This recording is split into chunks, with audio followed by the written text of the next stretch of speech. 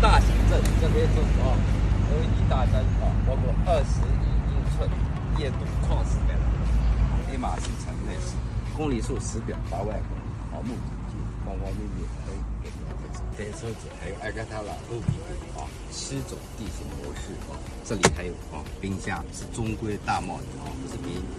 中规 4S 店原先卖出来的车比如说引擎车电动脚踏这个液镀光学包括这个顶也是黑撞发动机窗整体改进设计包括大灯2个都是原厂，没有任何一个螺丝是动的，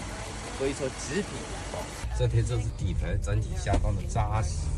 方向盘都干巴新，特别新，而且新款的3屏液晶路虎的底盘很扎实做工